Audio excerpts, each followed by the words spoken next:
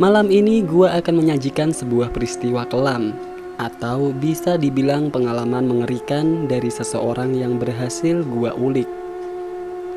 Sebegitu kelamnya cerita ini, sampai gua janji gak akan membocorkan lokasi dan semua yang berhubungan dengan cerita ini.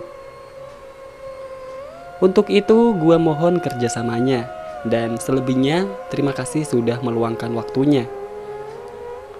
Gua ingin menyampaikan cerita ini dengan tempo pelan, sehingga gua bisa menggambarkan pengalaman dari peristiwa ini sedetail mungkin. Dan untuk itu, mari kita mulai ceritanya. 2001. Kamu yakin mau pergi ke ibu kota? Kenapa nggak nyari sekitaran sini? Yang dekat aja dulu. Kali aja tenaga kamu dibutuhkan. Sri terdiam, butuh waktu untuk mencerna kalimat bapak.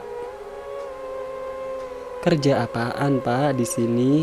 Lah saya itu cuma lulusan SD, kata Sri sembari menghela nafas. Kalau kamu berangkat, nasib bapak gimana? Siapa nanti yang merawat nak? Iya pak, Sri paham. Tapi kalau Sri tidak cari kerja, bagaimana saya ngasih uang? Sore itu matahari mulai terbenam sebelum seseorang mengetuk pintu gubuk rumah Sri. Rupanya itu adalah Bu Menik, tetangga yang paling mampu di kampung itu. Ia menyampaikan kedatangannya, mengabarkan bahwa ada seseorang penelepon dari Gria Zainah, salah satu agen penyalur pembantu yang tempo hari dititipi oleh Sri bila ada yang membutuhkan tenaganya. Sri pun bergegas. Di kampung itu memang hanya Bu Menik yang punya pesawat telepon. Karena itu, banyak warga yang selalu minta tolong kepada beliau, termasuk untuk urusan ini. Sri menjawab telepon, menyampaikan kesiapannya. Ia diminta datang esok hari ke rumah si penyalur. Untuk sementara, Sri menunda keberangkatannya.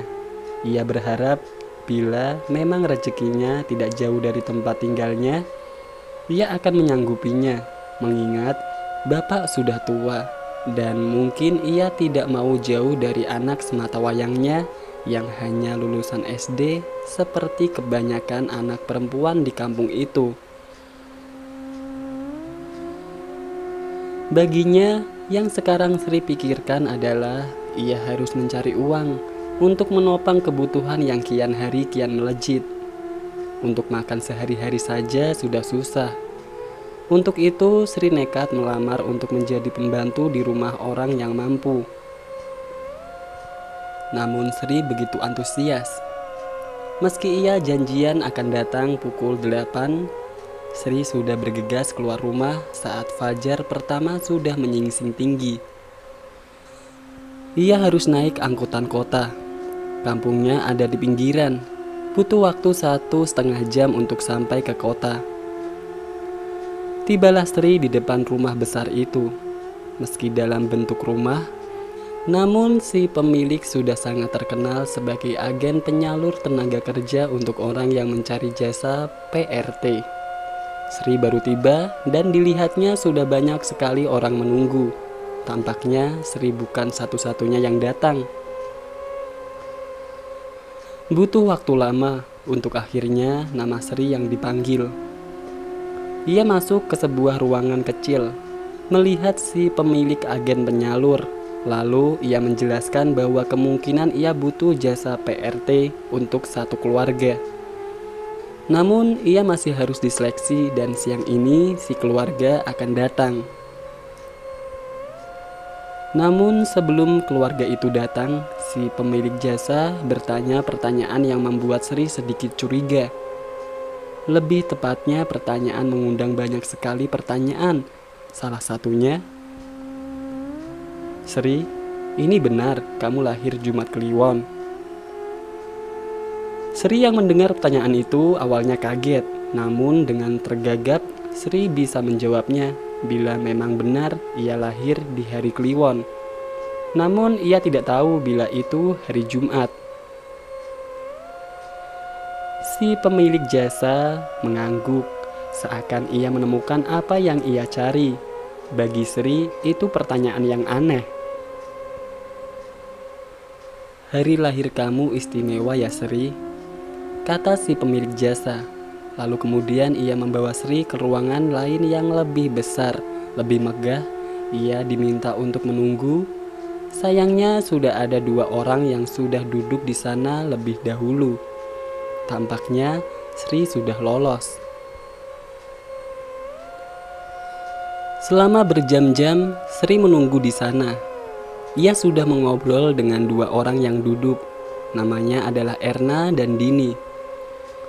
Usianya tidak jauh dari Sri, masih muda dan belum menikah. Entah sampai mana mereka bicara, tiba-tiba si pemilik jasa memanggil salah satu dari mereka. Erna keluar. Lama tidak ada kabar, Erna tidak kembali. Sekarang ganti Dini yang dipanggil. Kini tinggal Sri sendirian di ruangan itu, menunggu entah untuk apa. Di sela kebosanannya, Sri melihat-lihat lewat jendela. Di sana ia melihat banyak mobil terparkir. Sri tidak melihat mobil itu tadi. Kini tiba giliran Sri yang dipanggil. Dengan ragu ia keluar, berjalan menuju ruangan tadi, yang sekarang ada sepemilik jasa dengan seorang wanita yang memakai pakaian adat, kebaya lengkap dengan sanggul. Ia duduk anggun menatap Sri dari ujung kepala hingga mata kaki. Ia tersenyum sangat tulus, membuat Sri merasa sungkan sekali, seakan berhadapan dengan orang berderajat tinggi. Sri bahkan tidak berani melihat matanya. Auranya begitu membuat Sri merasa kecil sekali. Cantik sekali, ucapnya. Nada suaranya sangat halus. Sri diminta untuk duduk. Kemudian si pemilik jasa memperkenalkan siapa wanita anggun itu, yang rupanya adalah pemilik rumah makan yang saat itu terkenal sekali seantero Jawa Timur. Sebegitu terkenalnya, kekayaannya tidak perlu lagi dipertanyakan. Semua itu membuat terkejut. Namanya Kembang Karsa. Meski itu hanya semacam gelar, namun Sri tahu arti nama itu yang berarti bunga karsa. Bunga yang wanginya dulu sudah melegenda. Sebelum ditumpas, ia menyingkirkan balak di atas gunung. Saat bangsa lelembut masih mendiami tanah Jawa.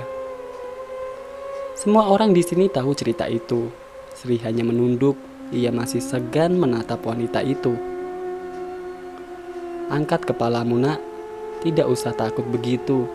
Mbah ini sudah tua loh. Tidak perlu sehormat itu." Sri hanya mengangguk. Ia tidak membuang rasa segannya seperti yang diperintahkan.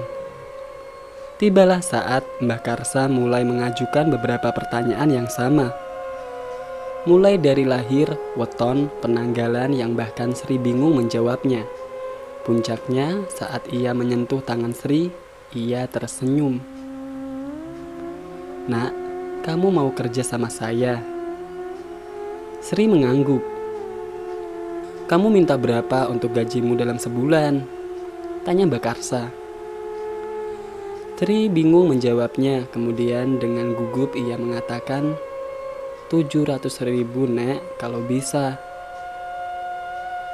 Sri sempat melirik wanita itu.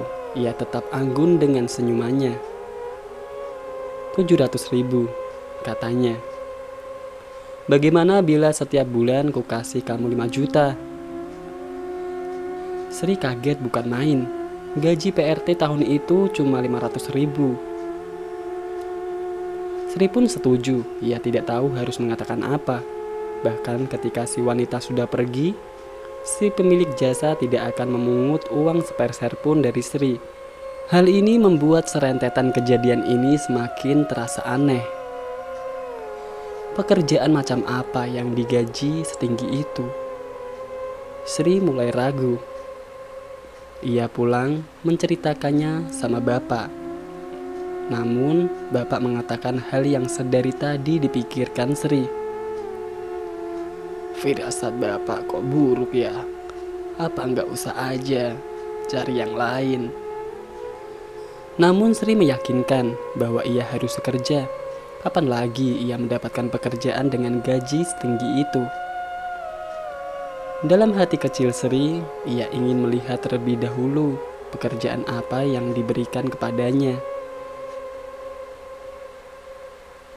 Keesokan harinya, ia pergi ke rumah Mbak Karsa. Di sana, ia melihat Erna dan Dini. Mereka sama-sama terkejut satu sama lain. Seperti sebelumnya, mereka dipanggil satu persatu hingga tiba giliran Sri. Kali ini ia melihat semua anggota keluarga Mbah Karsa. Ada 7 orang yang kesemuanya duduk memandang Sri, sama seperti sebelumnya. Mereka seperti mengamati Sri dari ujung kepala hingga mata kaki. Begini Mbak, saya mau tanya dulu, Anda setuju bekerja di sini? Karena ada larangan keras bila Anda sudah menerimanya, larangannya tidak akan bisa dicabut. Kata seseorang wanita yang lebih muda. Umurnya berkisar sekitar 30-an tahun. Larangan seperti apa? Sri bisa melihat gelagat aneh karena mereka saling memandang satu sama lain. Seakan pertanyaan Sri tidak perlu mereka jawab. Mbak Karsa berdiri dari tempatnya. Ia lalu berbisik pada Sri. Hidupmu akan terjamin bila kamu mau. Tapi saya tidak mau memaksa kalau kamu tidak mau. Tidak ada jawaban dari pertanyaan Sri. Namun, Sri memberi jawaban pada saat itu juga. Iya, saya mau. Sri pun melangkah pergi. Ia menemui Dini dan Erna. Rupanya mereka semua diterima bekerja di sini. Di sini adalah pertanyaan yang akan membuat mereka kebingungan, terutama saat malam mereka tiba. Malam itu ketika mereka semua sudah datang di rumah ini, tampak Mbah Karsa sudah menunggu bersama anggota keluarga lain. Di sini ia menjelaskan bahwa mereka bertiga akan ditugaskan di sebuah rumah lain, sebuah rumah yang sangat jauh, jauh sekali. Rumah di dalam sebuah hutan. Sri dan yang lain bingung, tidak ada penjelasan ini sebelumnya. Namun mereka sudah berjanji mau menerima pekerjaan ini. Rumah macam apa yang dimaksud pun Sri tidak mengerti. Ada sebuah mobil yang sudah siap mengantar mereka. Di sana sopir mereka akan menjelaskan pekerjaannya. Mobil sudah bergerak. Sri, Erna, dan Dini masih terlihat kaget. Satu sama lain tidak ada yang bicara. Bingung, Sri memberanikan diri bertanya kepada sopir. Namun sopir memberi isyarat bahwa mereka tidak boleh berbicara terlebih dahulu seakan mereka dibuntuti sesuatu. Ada kejadian menarik yang membuat Sri semakin curiga. Setiap persimpangan, si sopir berhenti, mengambil sesuatu dari belakang, meletakkannya di tengah jalan, seperti bunga di dalam kotak yang terbuat dari daun pisang. Hal itu menimbulkan kecurigaan apa yang sebenarnya ia lakukan. Hal itu terus-menerus dilakukan, sampai akhirnya mobil sudah meninggalkan kota, jauh dan perlahan mulai memasuki area hutan. Jam menunjukkan pukul 12 malam saat kegelapan hutan mulai menyelimuti mereka. Tidak terbayangkan bahwa mereka akan tinggal di dalam hutan segelap ini. Kiri kanan pepohonan dengan semak belukar, mobil terus berjalan sampai tiba di sebuah jalan setapak. Perlahan, mobil melesat masuk. Di atas jalan setapak yang ditumbuhi rumputan liar, mobil terus menerabas memaksa masuk. Sri dan yang lain mulai merasa tidak nyaman dengan ini. "Pak, kita mau kemana? Saya tidak akan dibunuh kan?" tanya Dini. Si sopir hanya tersenyum, tetap memaksa mobil menembus sela pepohonan, seakan mencari jalan di tengah gelap hutan yang dipenuhi kabut di sepanjang jalan. Setelah jauh masuk ke dalam hutan, mobil berhenti di sebuah semak dan pohon yang tidak lagi bisa dilalui mobil. Ada kejadian aneh, di mana ada satu pohon yang tidak terlalu besar tumbang begitu saja. Si sopir keluar dari mobil, menyingkirkan pohon tumbang itu. Dari sana ada jalan. Setelah melewati jalan yang naik turun, mereka sampai di sebuah rumah gubuk, terbuat dari kayu yang disusun serampangan. Atapnya tidak terlalu tinggi, terlihat sangat kumuh, bahkan lebih kumuh dari rumah Sri. Dari sana muncul seorang pria tua yang seperti sudah menunggu mereka semua. Sri dan yang lain turun. Kemudian si sopir menjabat tangan si pria tua, mencium tangannya sebelum memperkenalkan Sri dan dua orang lainnya. Mulai dari sini, si bapak yang akan menjelaskan semuanya. Tampak dari luar, bapak itu sudah uzur, bahkan caranya berjalan saja seperti kewalahan menyangga badannya sendiri. Ia tidak bicara banyak, hanya memperkenalkan namanya Pak Ageng, katanya. Lalu ia mengajak Sri dan yang lain masuk ke rumah itu. Ia menuntunnya masuk ke kamar. Di salah satu kamar itu, Sri dan yang lain kaget bukan main, karena tepat di atas ranjang ada sebuah peti mati, keranda mayat. Di dalamnya ada seorang gadis yang mungkin masih SMU, masih muda. Ia memejamkan matanya. Di badannya ia melihat nanah busuk dan garis lebam hitam. Siapa? Nama saya Tamin. Saya mengerti. Pasti banyak yang ingin kalian tanyakan tentang apa yang baru saja kalian lihat di sini. Si pria tua itu membungkuk sebelum melangkah keluar kamar. "Ada apa sih sebenarnya ini?" tanya Dini. Ia tidak bisa mengalihkan pandangannya pada gadis itu. Matanya terpejam, dikurung oleh bambu kuning yang dibentuk menyerupai keranda mayat. Sri dan yang lain yakin ada sebuah rahasia di tempat ini. Namun apa itu? Saat-saat kebingungan itu, Sri melangkah mundur. Ia tidak sanggup lagi melihat gadis itu yang entah siapa dan kenapa ada di sini. Ia berniat mencari tahu dan bertanya langsung kepada sopir yang mengantar mereka. Sampai langkahnya terhenti manakala ia mendengar si sopir berbicara. Gi, apa nggak ada yang ngasih tahu mereka? Pekerjaan apa yang sebenarnya dijanjikan di sini? Kok tampaknya mereka terkejut sekali. Si sopir mulai berbicara.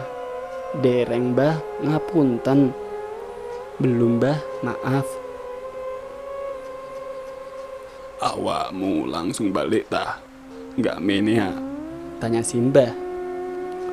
"Mboten Mbah, benjing kulo kudu ngantar ibu." "Tidak Mbah, besok saya harus mengantar ibu." Ya wis, hati-hati. Ojo langsung mulih. Wedine ono iku. "Iku?" batin Sri. Apa maksud dari kalimat itu? Apa yang mengikuti sebenarnya? Dan ada apa semua ini? Banyak pertanyaan muncul dalam kepala Sri. Sebelum Simbah tiba-tiba bicara.